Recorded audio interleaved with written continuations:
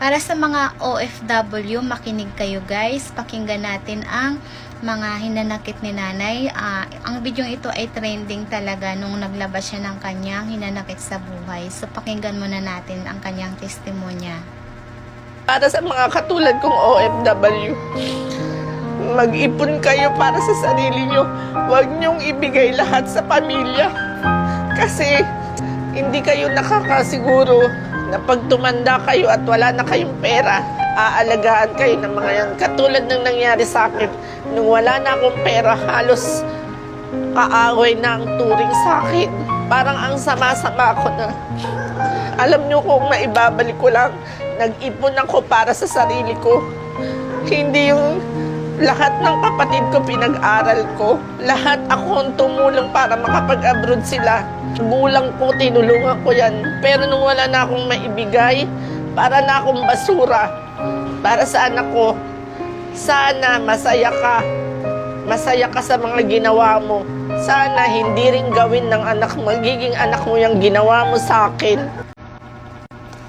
So, ayan guys, narinig na natin yung testimonya ni mother at yung kanyang hinanakit sa kanyang pamilya at sa kanyang anak. So guys, alam nyo na ang ibig sabihin niyan na kapag OFW ka kasi, iniisip ng buong pamilya natin ay marami kang pera sa ibang bansa.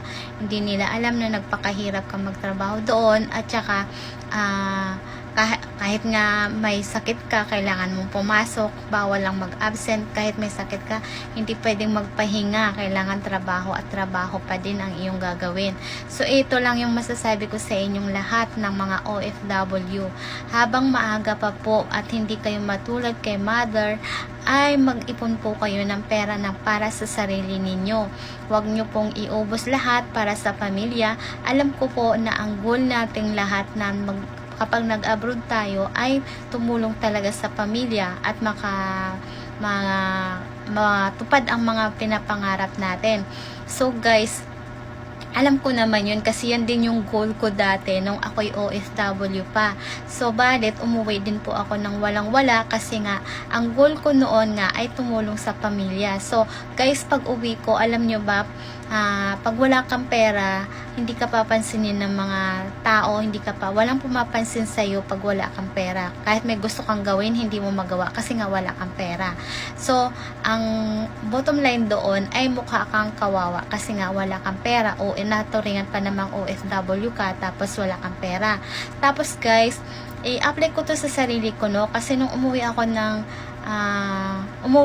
2 months ako nagpahinga kasi nga ang duty ko sa ibang bansa ay night shift talaga ang duty ko. So nung umuwi ako, nagpahinga ako ng 2 months ata or 3 months na hindi muna ako nag-work kasi ibinawi ko talaga yung sarili kong natulog talaga ako ng umaga tsaka gabi, tulog ako ng tulog kasi nga pinabawi ko yung tulog ko. Na-miss kong matulog ng gabi kasi nga sa loob ng 8 taon na pagtatrabaho ko sa Brunei ay hindi ko naranasan makatulog ng gabi. So ayun guys, natulog lang ako ng tulog pag uwi ko. Tapos may marinig ka sa pamilya mo na wala kang pakinabang. So masakit yun sa akin guys, masakit sa atin yun bilang OFW kasi ano pala yung pinagtatrabaho mo doon sa ibang bansa tapos sasabihin sa'yo wala kang pakinabang. So yun, masakit yun. So ito nga masasabi ko sa inyo habang hindi pa huli ang lahat, no? Mag-ipon kayo para sa sarili ninyo. 50-50 po ang gawin ninyo guys. 50-50. Ang 50 ay padala mo, ang 50 ay iwan mo sa sarili mo. Kasi dati guys, ako, wala rin din talaga akong itinira. Tapos nung nagtalo kami ng kapatid ko dahil nga nagkalabasan ng sama ng loob. So, nung sabihan niya ako ng wala naman daw akong naitulong sa pag-aaral niya. So, naisip ko, saan pala napunta yung mga sahod ko? Saan pala napunta yung mga pinadala ko? Tapos sasabihin na sa akin na wala akong naitulong. So masakit yun sa part ko guys, kahit na matagal na yun, matagal na panahon na, pero although wala na yung sama ng loob ko, pero masakit pa rin isipin. At hindi ko nakakalimutan yung sinabi niya, yung words na yun, hanggang ngayon hindi ko nakakalimutan. So balik tayo doon sa inyong mga OFW ngayon. So guys, ang gawin ninyo ay, kung kaya nyo maghulog po sa SSS ng buo, maghulog po kayo. Pwede naman po yan online, mag-apply po kayo online. Kung meron kayong mga SSS, maghulog po kayo ng buo.